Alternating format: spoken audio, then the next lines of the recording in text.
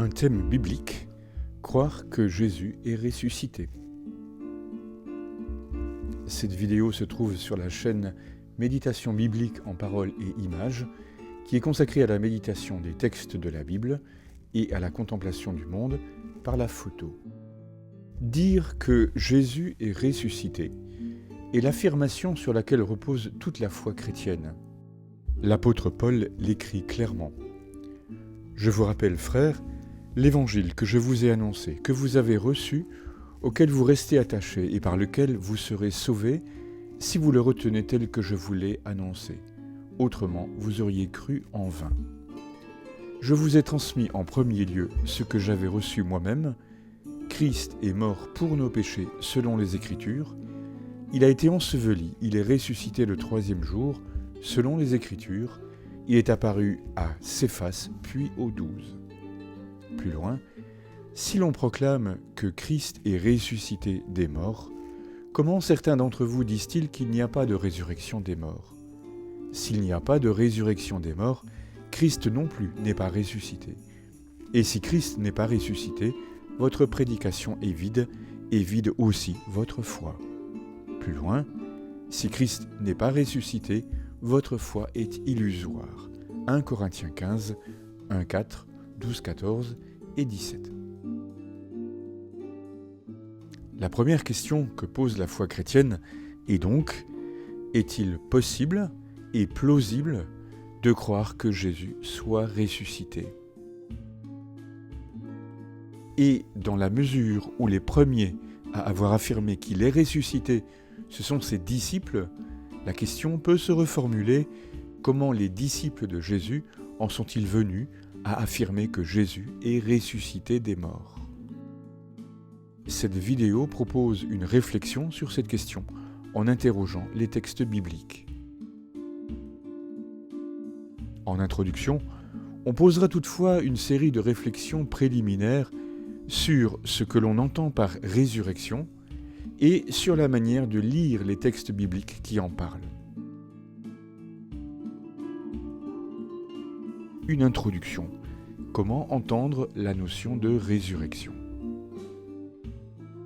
Parler de résurrection, c'est dire d'une personne que sa mort a été constatée et que pourtant on a constaté aussi qu'elle est vivante. C'est ce que Paul affirmait dans la citation précédente. Christ est mort pour nos péchés selon les Écritures, il a été enseveli, il est ressuscité le troisième jour selon les Écritures, il est apparu à Céphas, puis aux 12.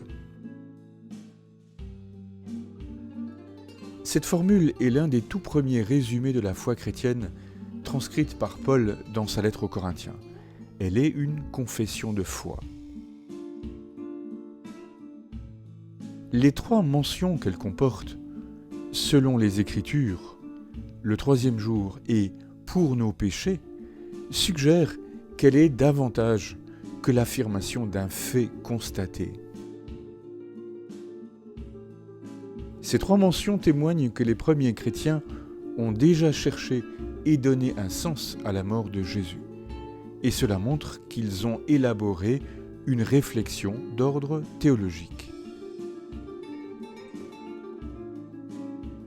La notion chrétienne de résurrection ne se confond pas avec l'idée de réincarnation.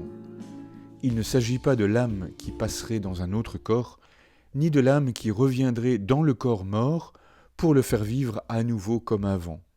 Ce serait dans ce cas une sorte de réanimation, pourrait-on dire. Les textes des évangiles qui parlent de Jésus ressuscité insistent sur deux points.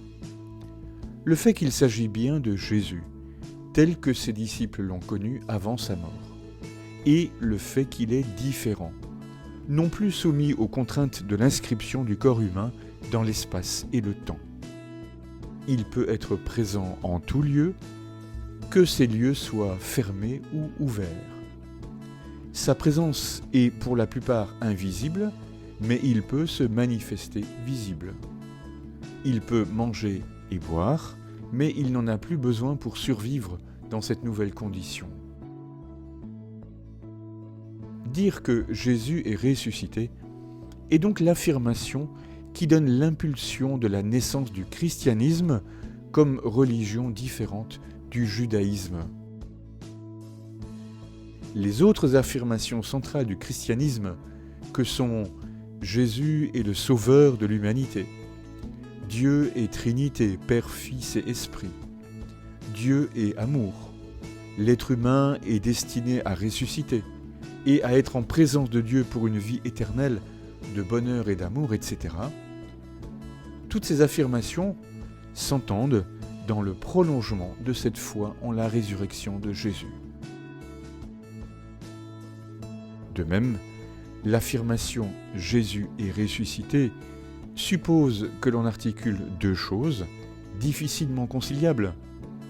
La première, les apôtres disent avoir constaté que Jésus était vivant, et la deuxième, ils y ont cru. S'il s'agit d'un fait constatable, on ne peut que l'accueillir comme vrai, et il n'y a pas de raison d'en douter. S'il s'agit de l'affirmation de quelque chose que l'on croit, cela veut dire que ce quelque chose n'est pas nécessairement un fait constatable.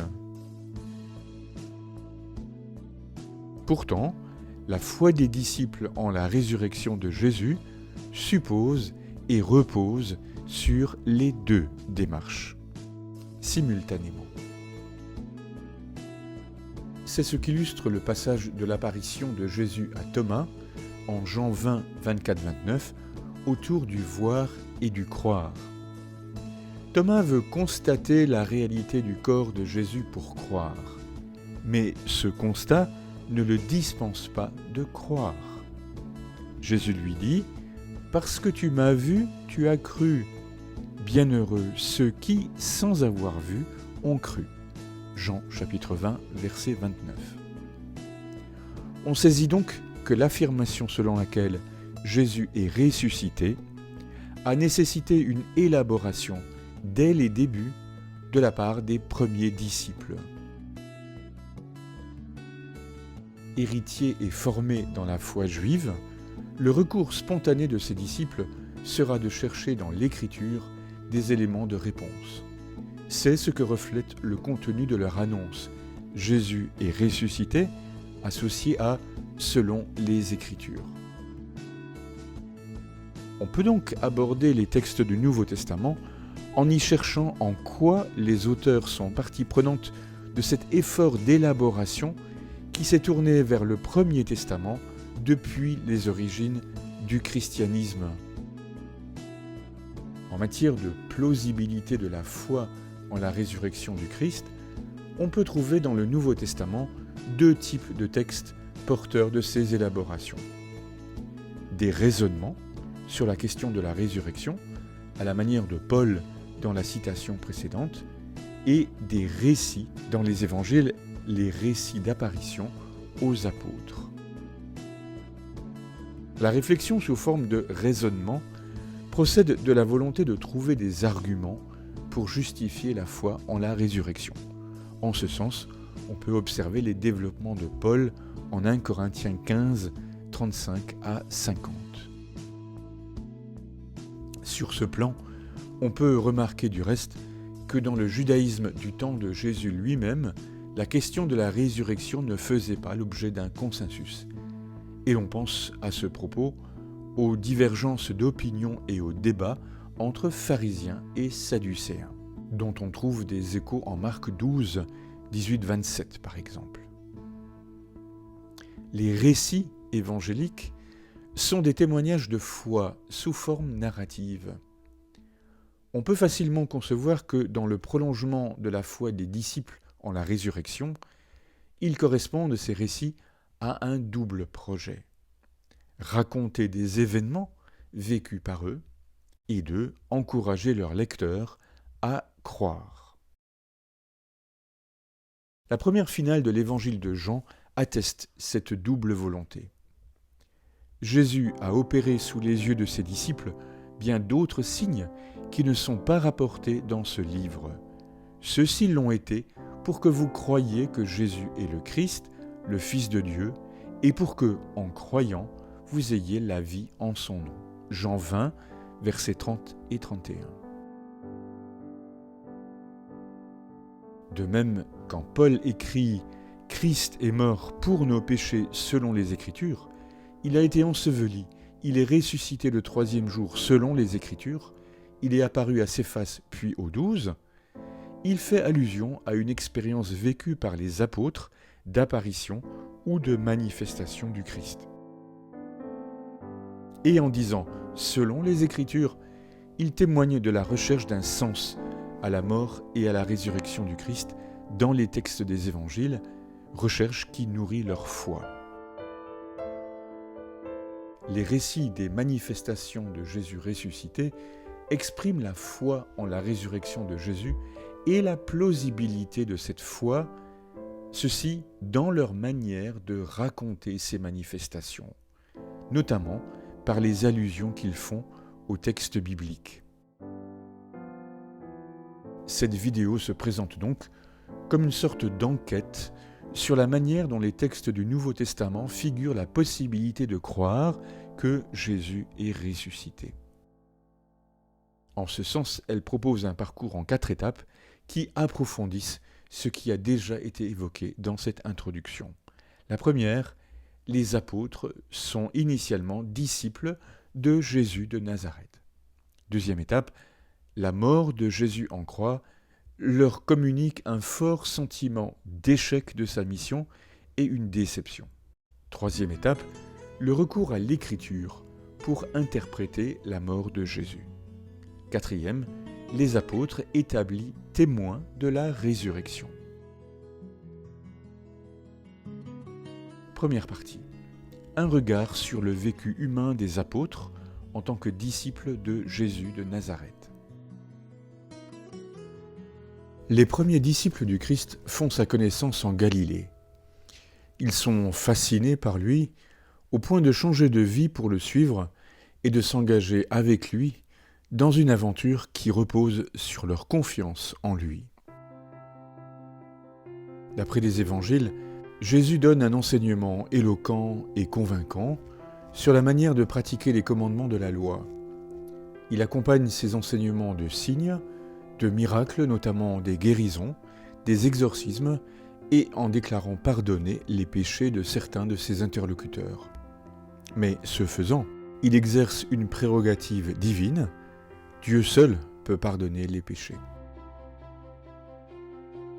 Selon toute vraisemblance, un certain nombre de ses contemporains redoutaient qu'il soulève la population contre les autorités, que ce soit les autorités religieuses du Temple, les grands prêtres et le parti des Sadducéens, que ce soit les autorités politiques, le roi maintenu en place par l'occupant romain et l'occupant romain lui-même.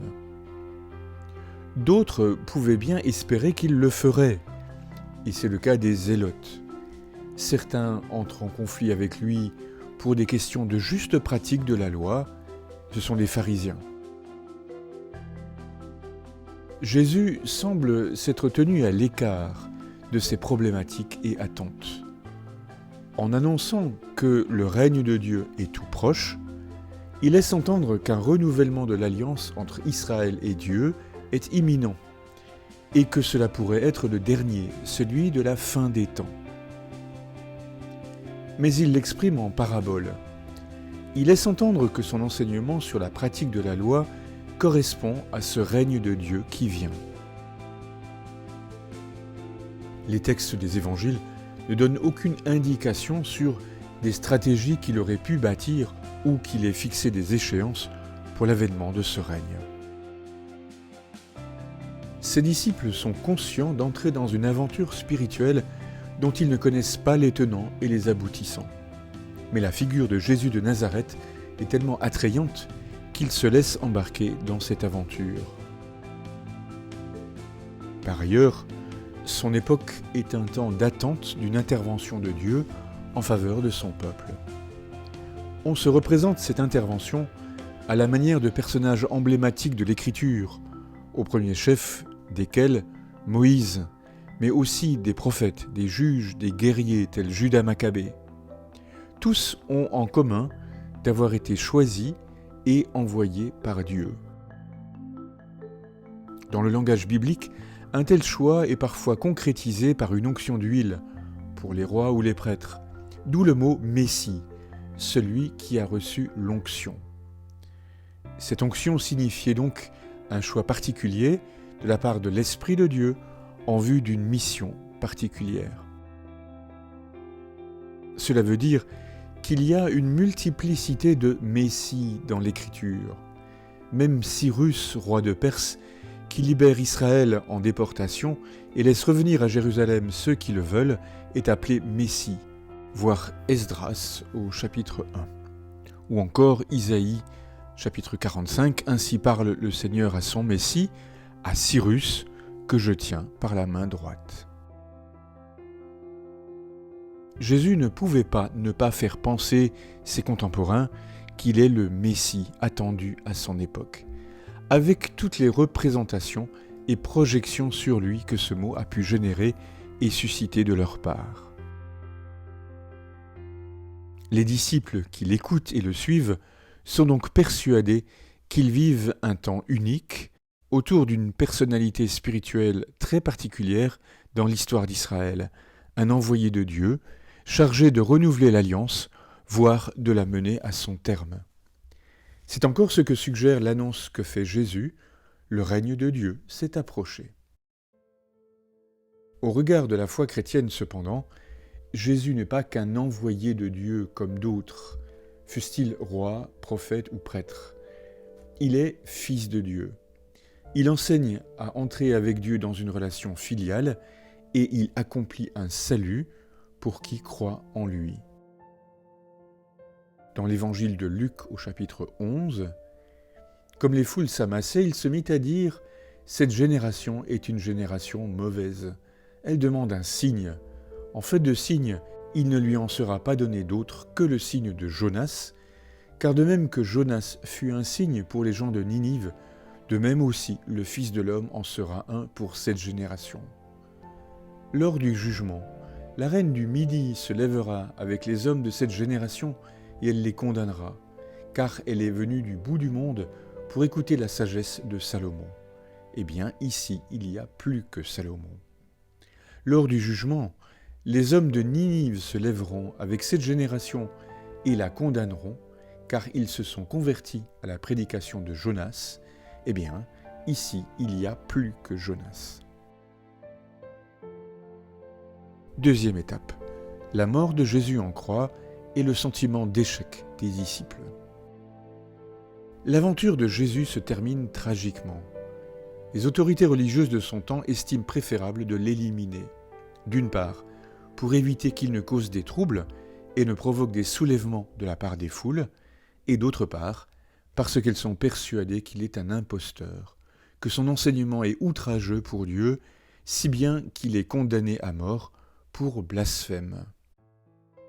Une certaine complicité des autorités religieuses avec les autorités romaines semble avoir donné lieu à un accord entre eux pour qu'il soit exécuté au milieu d'autres condamnés à mort, d'où le supplice romain de la croix qu'on lui a fait subir. Pour les apôtres, cette élimination signifie la fin de tous leurs espoirs. On peut imaginer une infinie tristesse et déception, comme l'illustre le récit de la manifestation aux disciples d'Emmaüs en Luc 24, 13-35. À partir du verset 19, il leur dit « Quels événements ?» Ils lui répondirent « Ce qui est arrivé à Jésus de Nazareth, cet homme qui était un prophète, puissant par ses actes et ses paroles, devant Dieu et devant tout le peuple. Comment les grands prêtres et nos chefs l'ont livré, ils l'ont fait condamner à mort et ils l'ont crucifié. Nous espérions que c'était lui qui allait délivrer Israël, mais avec tout cela, voici déjà le 3e jour qui passe depuis que c'est arrivé. » On peut comprendre aussi leur résignation à revenir à la vie d'avant, ce que résume en un raccourci saisissant la parole de Pierre dans l'évangile de Jean, « Je m'en vais à la pêche », à quoi les autres compagnons répondent « Nous allons avec toi ». Jean 20, verset 3. Toutefois, cette situation d'extrême désolation connaît un changement du tout au tout. Ils se mettent à annoncer qu'ils l'ont vu vivant, qu'il est ressuscité des morts, et par conséquent que sa vie et sa mort n'ont pas été un échec, mais une réussite, un accomplissement de sa mission. Ainsi, le groupe qu'ils étaient se reconstitue autour d'un message reformulé « Jésus est ressuscité ». Dans leur bouche, l'annonce qui était celle de Jésus, le règne de Dieu s'est approché, devient synonyme de Jésus est ressuscité. On trouve cela explicitement dans le premier discours de Pierre selon les Actes. Jésus, le Nazoréen, homme que Dieu avait accrédité auprès de vous, en opérant par lui des miracles, des prodiges et des signes au milieu de vous, comme vous le savez, cet homme, selon le plan bien arrêté par Dieu dans sa prescience, vous l'avez livré et supprimé en le faisant crucifier par la main des impies. Mais Dieu l'a ressuscité en le délivrant des douleurs de la mort, car il n'était pas possible que la mort le retienne en son pouvoir. Troisième étape, le recours à l'écriture pour interpréter la mort de Jésus en croix. Les apôtres sont nécessairement confrontés à une question de compréhension de la foi. Comment peut-on penser que la mort de Jésus en croix, c'est-à-dire par un supplice infâme et indescriptible de barbarie, puisse être interprétée positivement? Le réflexe des croyants juifs qu'ils sont est d'en revenir à l'Écriture. Peut-on repérer dans l'Écriture des textes susceptibles d'éclairer cet événement? Et de fait, au premier plan des textes susceptibles de faire penser à Jésus en croix, se trouve le 4e chant du serviteur souffrant en Ésaïe 52, 13, 53, 12 et aussi le psaume 22, 21, sans qu'ils soient les seuls textes. Le travail qui se présente aux disciples du Christ est un travail d'interprétation de ce qui, au plan historique, est un drame. Précisons que lorsqu'on dit « interpréter », cela ne veut pas dire surcharger ou dénaturer l'événement, mais chercher à en percer et à en formuler le sens véritable qui dépasse les apparences et le factuel. Le tout est de savoir à quel moment une interprétation est dans la vérité du sens d'un événement et à partir de quel moment une interprétation est injustifiée, indue ou carrément délirante, sans fondement aucun. C'est là qu'intervient la référence à l'écriture pour le croyant biblique. S'il est possible de relier des événements vécus à des textes de l'écriture, on est fondé à donner un sens aux événements du point de vue croyant. C'est ce qu'illustre l'interprétation de la mort en croix en référence au 4e chant du serviteur souffrant d'Ésaïe et au psaume 22. Au livre d'Ésaïe. Voici que mon serviteur réussira. Il sera haut placé, élevé, exalté à l'extrême. Il n'avait ni aspect ni prestance tel que nous le remarquions, ni apparence telle que nous le recherchions. Il était méprisé, laissé de côté par les hommes, homme de douleur, familier de la souffrance, tel celui devant qui l'on cache son visage. Oui, méprisé, nous ne l'estimions nullement. En fait, ce sont nos souffrances qu'il a portées, ce sont nos douleurs qu'il a supportées, et nous l'estimions touché, frappé par Dieu et humilié. Mais lui, il était déshonoré à cause de nos révoltes, broyé à cause de nos perversités. La sanction, gage de paix pour nous, était sur lui, et dans ses plaies se trouvait notre guérison. Oui, il a été retranché de la terre des vivants. À cause de la révolte de son peuple, le coup est sur lui. On a mis chez les méchants son sépulcre, chez les riches son tombeau, bien qu'il n'ait pas commis de violence et qu'il n'y eût pas de fraude dans sa bouche. Le Seigneur a voulu le broyer par la souffrance. Si tu fais de sa vie un sacrifice de réparation, il verra une descendance, il prolongera ses jours, et la volonté du Seigneur aboutira. Ayant payé de sa personne, il verra une descendance, il sera comblé de jours, Le psaume 22, 21. Mon Dieu, pourquoi m'as-tu abandonné ? J'ai beau rugir, mon salut reste loin. Le jour, j'appelle, et tu ne réponds pas, mon Dieu. La nuit, et je ne trouve pas le repos.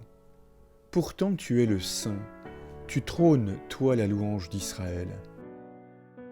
Mais moi, je suis un ver et non plus un homme, injurié par les gens, rejeté par le peuple. Tous ceux qui me voient me raillent, ils ricanent et hochent la tête. Tourne-toi vers le Seigneur, qu'il le libère, qu'il le délivre puisqu'il l'aime. Toi, tu m'as fait surgir du ventre de ma mère et tu m'as mis en sûreté sur sa poitrine. Dès la sortie du sein, je fus remis à toi, dès le ventre de ma mère, mon Dieu, c'est toi. Ne reste pas si loin, car le danger est proche, et il n'y a pas d'aide. Ils m'ont percé les mains et les pieds. Je peux compter tous mes os. Des gens me voient, ils me regardent, ils se partagent mes vêtements et tirent au sort mes habits. Mais toi, Seigneur, ne reste pas si loin. Ô ma force, à l'aide, viens vite. Sauve ma vie de l'épée et ma personne des pattes du chien. Arrache-moi à la gueule du lion et aux cornes des buffles. Tu m'as répondu. Je vais redire ton nom à mes frères et te louer en pleine assemblée. Vous qui craignez le Seigneur, louez-le. Vous tous, race de Jacob, glorifiez-le. Vous tous, race d'Israël, redoutez-le. Il n'a pas rejeté ni réprouvé un malheureux dans la misère. Il ne lui a pas caché sa face. Il a écouté quand il criait vers lui. Ces deux textes figurent un homme anonyme, souffrant, abandonné, persécuté, qui s'en remet à Dieu et qui est accueilli et réhabilité par Dieu. Au livre d'Ésaïe, il est désigné par Dieu comme « mon serviteur ». Ésaïe 52, 13.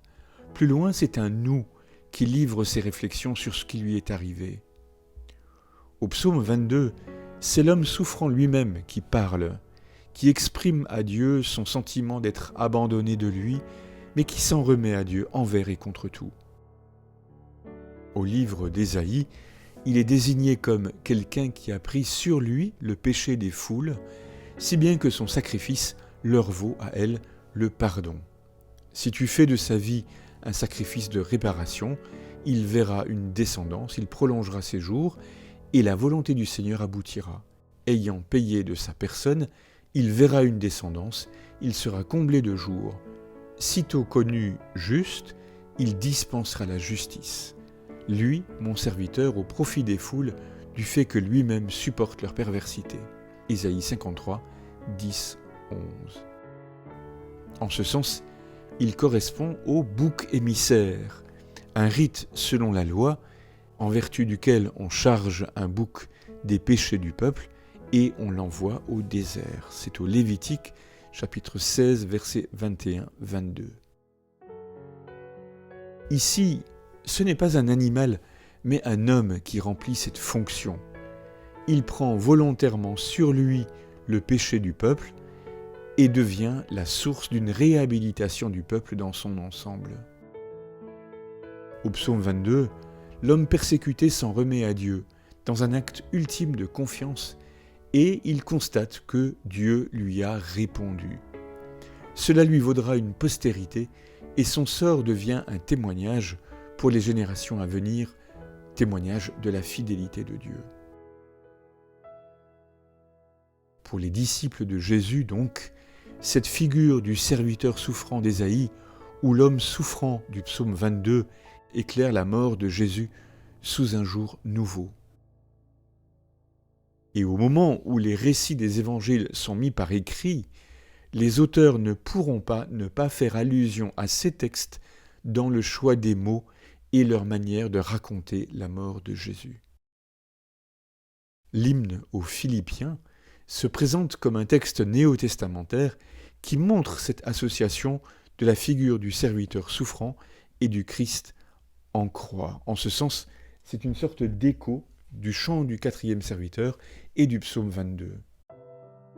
Le Christ Jésus, ayant la condition de Dieu, ne retint pas jalousement le rang qui l'égalait à Dieu, mais il s'est anéanti, prenant la condition de serviteur, devenant semblable aux hommes.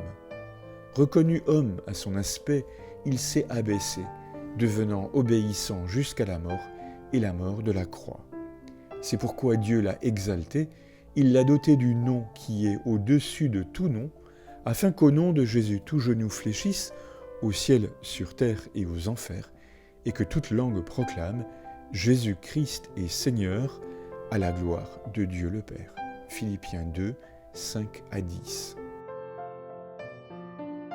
On peut donc comprendre que pour les apôtres, l'écriture est permis à tout le moins d'accéder à l'idée que la mort de Jésus en croix puisse avoir du sens, n'être pas vaine, et qu'à force de scruter les Écritures, en se remémorant ses propres enseignements, il est possible de trouver d'autres textes et d'autres figures bibliques qui donnent sens à son destin.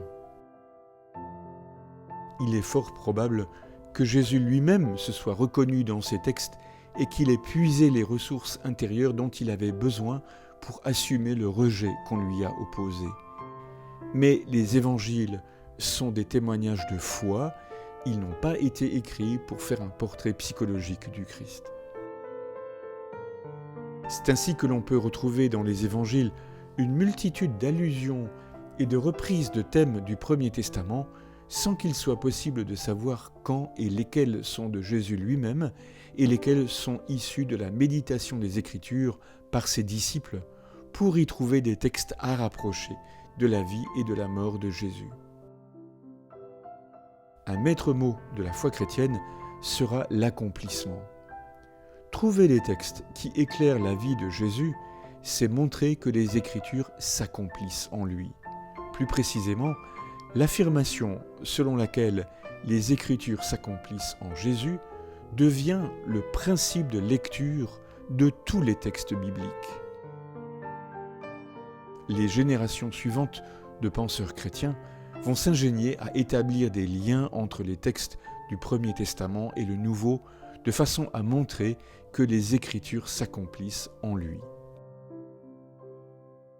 Mais toute cette réflexion sur la mort de Jésus en croix n'est menée que parce qu'ils ont été conduits à voir et à croire qu'il est ressuscité. Quatrième étape, la mission des apôtres, être témoins de la résurrection. Les 4 évangiles comportent des récits qui figurent des manifestations de Jésus ressuscité à ses disciples. Ils insistent sur les difficultés des disciples à penser que Jésus soit vivant. Leur accès à la foi en la résurrection bouleverse leur relation à Jésus, leur relation entre eux et leur relation à Dieu. Si l'on observe le chapitre 24 de l'évangile de Luc, on peut identifier 5 points marquants du cheminement spirituel des apôtres qui les amènent à être témoins de la résurrection. Le premier, la dimension personnelle de la foi en la résurrection. Le deuxième, l'importance de reconnaître Jésus à son corps. Troisième, l'importance des références à l'Écriture pour trouver un sens à ce qui se passe. Quatrième, le don de l'Esprit. 5e point, la constitution d'une communauté de foi.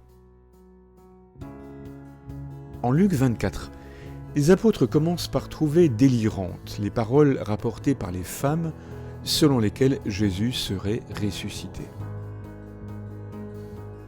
Le récit se poursuit par la rencontre des disciples d'Emmaüs qui le reconnaissent à la fraction du pain et à qui les mêmes apôtres confirment la réalité de la résurrection en disant que Jésus est aussi apparu à Pierre sans que cette apparition soit relatée. Ensuite, Jésus se manifeste lui-même et le texte insiste à nouveau sur leur difficulté à croire que c'est bien lui. Dans l'évangile de Jean, aussi bien pour Marie de Magdala que pour Thomas, leur foi est suscitée par cette rencontre personnelle qui vient à bout de leur aveuglement et de leur scepticisme.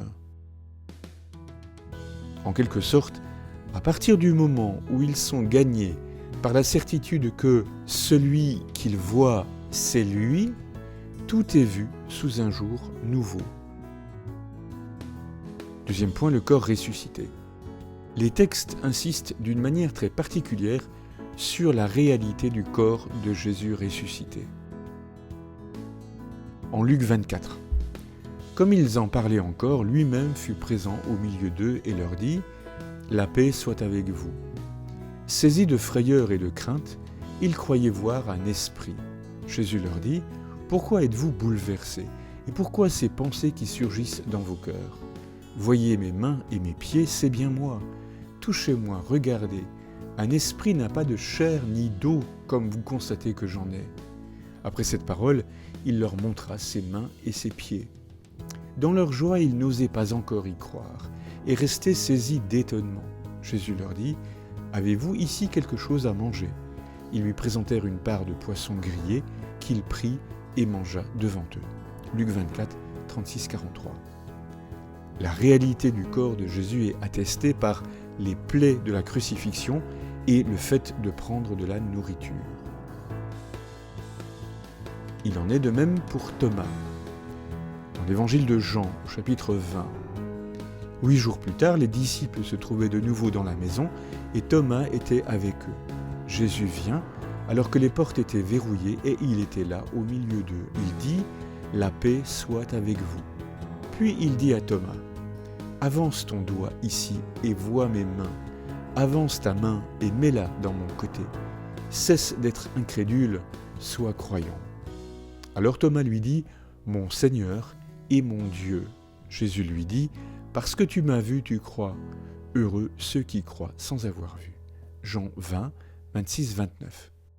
Ici, la réalité du corps de Jésus est attestée par les plaies de la crucifixion, dans lesquelles Thomas est invité à mettre son doigt. On note l'expression « avance ton doigt ici et vois mes mains ». Il voit avec son doigt. La première mission des apôtres est d'être témoins de la résurrection. On peut entendre derrière ce statut que parce qu'ils ont vécu, eux, le passage de la non-foi à la foi en Jésus ressuscité, tous les chrétiens peuvent s'appuyer sur ce passage pour croire à leur tour.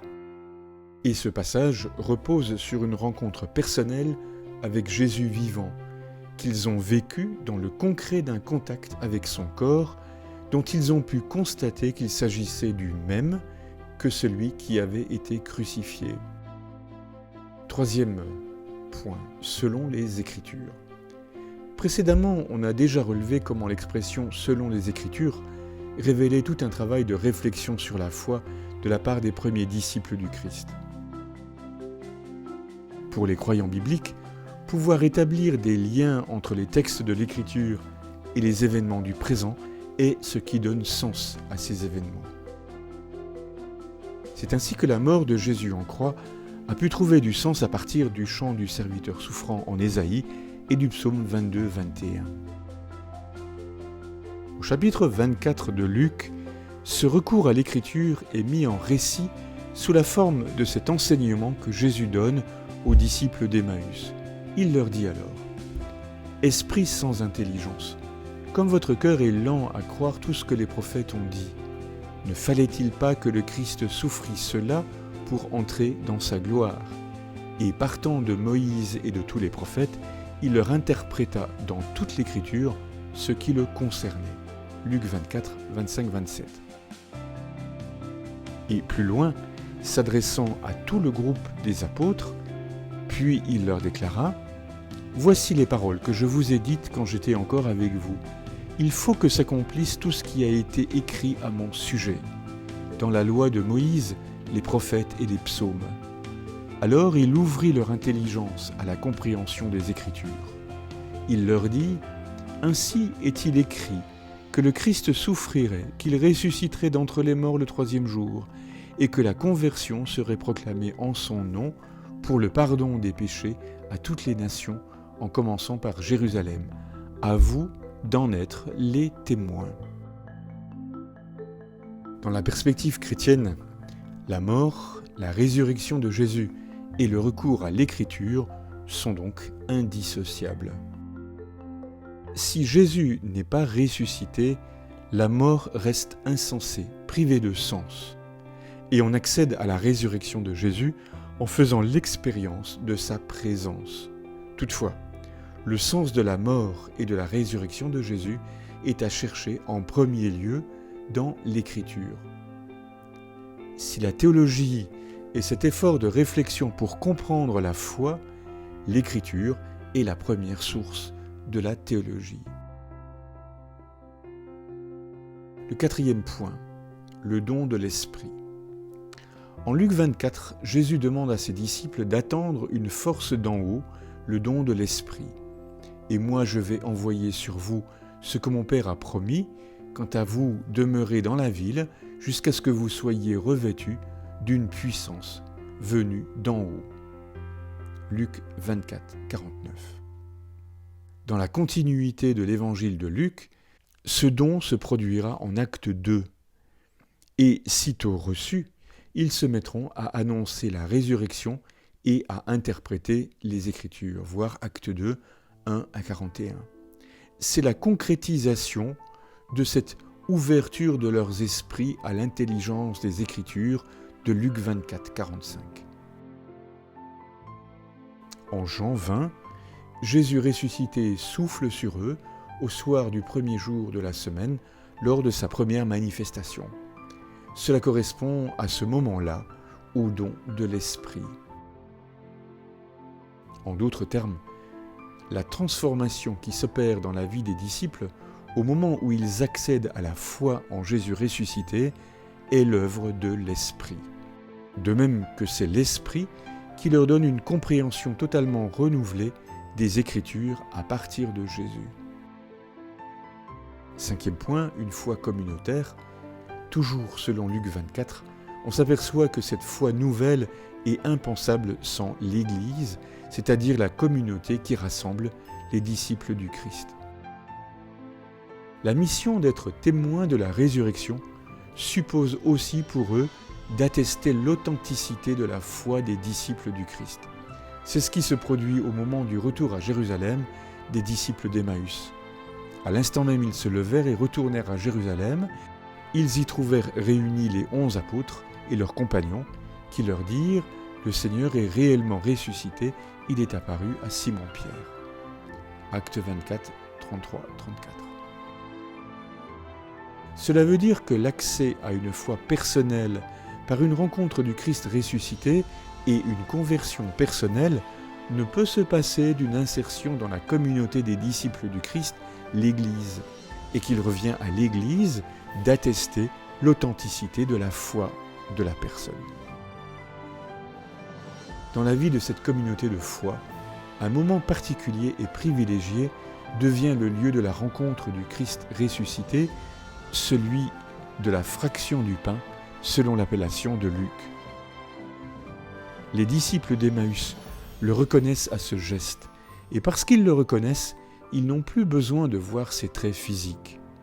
Quand il fut à table avec eux, ayant pris le pain, il prononça la bénédiction, et l'ayant rompu, il le leur donna. Alors leurs yeux s'ouvrirent, et ils le reconnurent, mais il disparut à leur regard. Ils se dirent l'un à l'autre, « Notre cœur n'était-il pas brûlant en nous, tandis qu'il nous parlait sur la route et nous ouvrait les Écritures ?» Plus loin, au verset 35, arrivés à Jérusalem, à leur tour, ils racontaient ce qui s'était passé sur la route et comment le Seigneur s'était fait reconnaître par eux à la fraction du pain. La fraction du pain est désormais le point de ralliement de tous les disciples du Christ ressuscité. Pour le montrer, le récit des disciples d'Emmaüs est tout entier bâti sur la structure de cette célébration chrétienne appelée, selon les traditions, Eucharistie, Sainte Seine ou Divine Liturgie, qui comporte un temps d'écoute de la parole et le temps de la fraction du pain. Une conclusion. Comment entendre la notion de résurrection ? La foi en la résurrection de Jésus est le point de départ et le cœur de la foi chrétienne. Cette réalité ne peut manquer de poser question quant à la plausibilité d'une telle prise de position, et ce questionnement met les personnes devant la complexité de la foi chrétienne.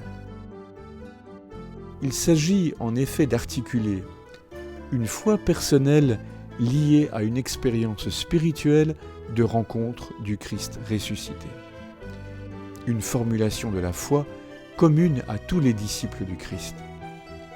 Une compréhension de sa mort et de sa résurrection. Le recours à l'écriture comme source de la foi. Ce qu'est une vie spirituelle chrétienne comme vie dans l'esprit. La relation et l'insertion dans une communauté de foi. Une confession, une compréhension et une expérience de ce que la foi chrétienne appelle salut. On comprend que la foi chrétienne soit un itinéraire de vie et l'approfondissement progressif d'une réalité opaque autant que lumineuse que l'on appelle mystère, comme le suggèrent les confessions de foi de l'Écriture. Le Christ Jésus, ayant la condition de Dieu, ne retint pas jalousement le rang qu'il égalait à Dieu, mais il s'est anéanti, prenant la condition de serviteur.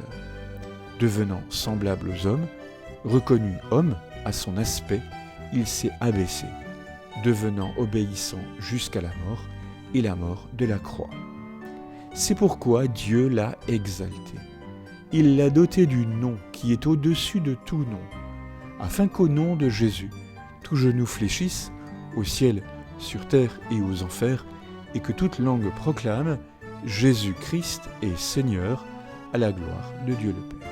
Philippiens 2, 5, 10.